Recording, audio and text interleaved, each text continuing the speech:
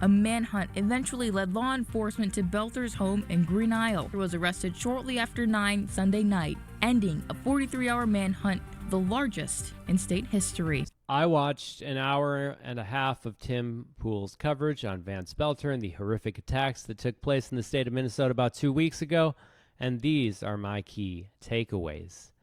Tim Pool completely understands how you get views with the algorithm you preach to the choir. If you're a Tim Pool kind of YouTuber, your channel will be over if you go against the narrative. Tim says this himself. You want to get the views, you reaffirm what people want to believe, right? You want to get the views in the MAGA circles, you say, this guy's clearly a leftist, the media is lying, it's a conspiracy. Tim says he is lying, and that he says it's okay that he's doing that because he also expresses his own opinion, which is that he doesn't know who Vance Boelter was or what Vance Boelter believes. So we have the brilliant detective Pool here is going to go over the recent tragedy, and Tim is going to give his thoughts on what kind of possible motive could there be for a person just kind of snapping and going out and doing what this man did. Let's hear what Tim has to say about it. I'm sure it's going to be very enlightening. The man behind this, Vance Boelter, has been arrested. And they say that in his vehicle, he had a cache of weapons and a hit list, as well as several flyers that just say, "No Kings." And one of the biggest unanswered questions, why did he have these No Kings protest pamphlets in his car? While all the names on the hit list were Democrats or abortion providers, they say they haven't found a manifesto or motive. What does he believe, and why did he do it? Okay, we have. It does seem the story points toward a Christian man who is anti-abortion. People, especially in America, il y a des gens, particulièrement aux États-Unis, they don't know what sex they are. They don't know how their sexual orientation. They're confused. Ils ne savent pas ce qu'ils sont exactement, ils ont une confusion. The enemy has gotten so far into their mind and their soul. Et l'ennemi est entré dans le fond de leur pensée et de leur âme. But this word Mais cette parole cuts deeper. But conservatives aren't buying it. Some are saying it's a false flag. This guy's a plant. I'm not sure what or who Tim Pool is talking about, other than I guess he's just talking about random people on the internet, but maybe he'll clarify. So let's go on. Or he's a leftist. He was appointed to a state position by the governor, a Democrat, Tim Walz. Okay, so now he volunteered. He was one of more than 50 appointees, all with backgrounds in different industries. They're not vetted or reviewed personally by the governor in many cases. Appointments are bipartisan citizen volunteers. Boelter's last appointment ended in January of 2023. It was an apolitical position, so he just worked on a board. He volunteered for it, so he wasn't. He was allowed to be on the board, but yeah, he volunteered for it. So Tim is not quite correct there, but let's go on. So this guy, no way he's a conservative appointed. Maybe he's like a Christian, but still very much a Democrat. Everyone's calling him a Democrat. He's not a Democrat. He would be offended if people called him a Democrat. All I can really say is a crazy guy did something crazy, and we don't know. In a newly unsealed affidavit, authorities say the suspect Vance Boelter and his wife were preppers, people who prepare for emergencies, disasters, or disruptions to social order. According to the filing, after withdrawing all the money in his bank account, Boelter sent a text message telling his family something to the effect of preparing for war, and that people with guns may be showing up to the house, adding that at some point he gave his wife a bailout plan in case of emergencies. Vance Boelter went to the homes of these lawmakers and their spouses. Two of them survived, two of them, and we don't know why.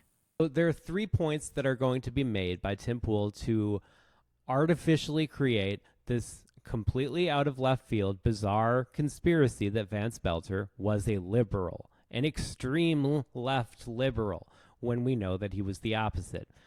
Their first point will be that of the 75 people he targeted for 4 months, researched and according to the FBI, literally stalked, as uncovered in notebooks that he kept while planning his actions. One voted with Republicans to strip funding of undocumented immigrants who are already on state health care. This survivor of the attack was the head of the state of the House of Representatives, and that vote was not decisive. It didn't matter which way she voted.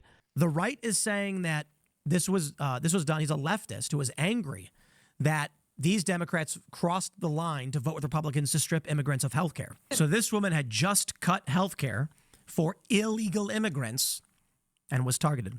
It was going to be what it was going to be, but it doesn't matter because he had 75 people that he was stalking, and he went to 6 people's houses that were all in the same area that were on the list. Another DFLer in Maple Grove was in his crosshairs, but Representative Kristen Bonner was on vacation, and in a statement she said in part, "This senseless violence came to my door as well, placing me and my family in harm's way." Authorities this week saying Boelter planned the attack carefully. He used the internet and other tools to find their addresses and names, the names of the family members. He conducted surveillance of their homes. Authorities also searching other properties associated with the suspect. Police found 2 pistols, around $10,000 in cash, and passports for Boelter and his kids when police pulled over his wife on the day he allegedly committed the crimes. Sherlock can take the day off. We've got this one covered. But they're going to make point number 2. Isn't it weird that he had those flyers in his car that weren't flyers? They were pieces of paper that said no kings. Statements from police about the no kings flyers, speculation being that maybe he was going to target these events, but the flyers in his car don't actually have dates or anything other than just saying no kings. The implication, of course, being these weren't flyers for an event. They were signs making a statement implying he was actually of the left. Well, you listen to InfoWars, but I was a Trump supporter. Voted for Trump. You like Trump. I like Trump. I would like to propose 3 valid reasons. He put them in his car as a diversion because when the police found his car and connected it to Vance Boelter, they would be like, oh, Vance Boelter, the most conservative guy in the world. What's up with that no kings flyer? Number 2, because of the protests going on, maybe he planned to slip into the crowd to try to evade the police. Number 3, he saw some kids putting up signs that said no kings, and he just took them down because he was mad. Because he's a Republican. He's super conservative. He's so conservative, and he loves Trump. But on the left and the right, everybody is rushing to disown this guy. The one point of agreement that I have with Tim Pool is that people are rushing to disown him. U.S. Senator Mike Lee, who posted, quote, "Nightmare on Wall Street," linking the governor to the crime, and even led to Senator Tina Smith confronting him in the halls of Congress. You need to take responsibility and accountability for what you are saying and doing out there in the social media world. And I wanted him to hear that from me directly. Let's get to 3, his living situation. Yep. He had a house with a wife and 5 kids and sometimes stayed with a friend to cut down on his commute. Yep. The left is arguing he's a Christian conservative pastor and Trump supporter, according to his roommate. He had a roommate despite having a family. And now, he had a house with a wife and 5 kids, and he sometimes stayed with a friend to cut down on his commute. That sounds pretty normal, but they're going to rephrase it as he had a roommate, even though he had a house with a wife and kids and a giant house on a beautiful piece of property. He totally also normal. Had a roommate, 2 roommates actually. I just have one question. Who is this guy?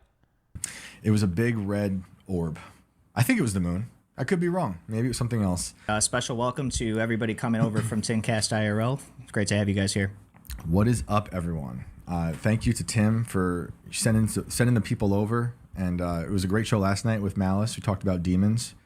He disagreed with me about Gavin Newsom being a demon. So I feel like I have a lot of proof. Cancer-resistant wolves roaming the Chernobyl landscape. You can adopt a radioactive dog now. So those are the only 3 points. So I have emerged victorious in the battle of ideas in the Socratic method of rhetoric. But I have 2 quick takeaways on the more serious side. One, there is a current atmosphere in which expressing left-wing views, whether that is protesting or holding a position of power in the Democratic Party, of fear. People on the left don't feel safe in this current political climate, and talking heads from Poole to Tucker to online gurus such as Asmongold do nothing to curb this fear. In fact, they amplify a half-baked version of the just asking questions persuasion, which focuses exclusively on pandering to the audience, preaching to the choir, and on the other side of the coin, advancing or sponsoring dangerous rhetoric. It's common for presidents to reach out to other elected officials, but President Donald Trump has said calling Governor Tim Walz, it's not going to happen. I think the governor of Minnesota is so whacked out. I'm not calling. Why would I call him? I could call him and say, hi, how you doing? The guy doesn't have a clue. He's a mess. So, I could be nice and call him, but why waste time? The governor's office gave us this response. Governor Walz wishes that President Trump would be a president for all Americans. With these deadly attacks on lawmakers and threats against officials are reaching historic highs. As for Vance Boelter, he remains in custody, and his next court hearing is scheduled for June 27th. And number 2, Tim Poole's take on Vance Boelter is so unhinged and removed from reality, it needs to be called out. But there is a third point which only comes out if you watch his whole coverage, because it was only at the hour-and-a-half mark of the coverage I watched where he said the way you get clicks is by pandering to the conspiracy theorists who will believe that this was some kind of false flag, super secret government counterintelligence plot by radioactive wolves. I think what Tim Poole really, really, really believes is that no one should ever make him feel bad for feeding dangerous rhetoric to supercharged voters who are unhinged. In light of that attack against EFL lawmakers, the Minnesota GOP is calling a planned protest reckless. An anti-Trump group plans to rally outside the local Republican headquarters in just about 90 minutes. In response, staff there are working remotely. And the party chairman said in part, quote, "This isn't a protest, this is intimidation," and said, "We won't be silent while progressive activists bring dangerous rhetoric to our doorstep."